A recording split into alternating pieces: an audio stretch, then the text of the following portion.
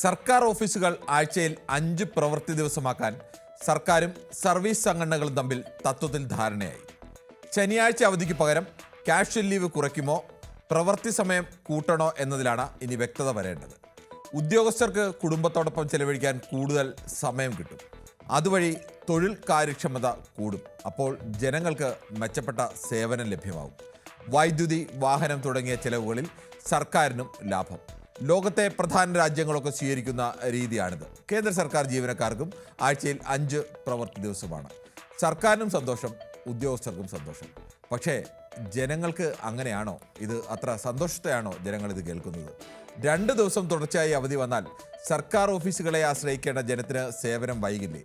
ഇതിനിടയിൽ 2 ദിവസം അടുപ്പിച്ച് അവധി വന്നാൽ ആഴ്ചയിലെ മറ്റു 3 ദിവസം കൂടി അവധിയെടുത്താൽ ഒറ്റയടിക്ക് 9 ദിവസമാണ് അവധി കിട്ടുക. സേവനങ്ങളിൽ പലതും ഓൺലൈനാക്കിയെങ്കിലും സർക്കാർ ഓഫീസുകളിൽ കയറിയിറങ്ങേണ്ട സാഹചര്യം ഇന്നും മാറിയിട്ടില്ല. എന്തായാലും അനുകൂലിച്ചും പ്രതികൂലിച്ചും ചർച്ച പൊടി പൊടിക്കുകയാണ്.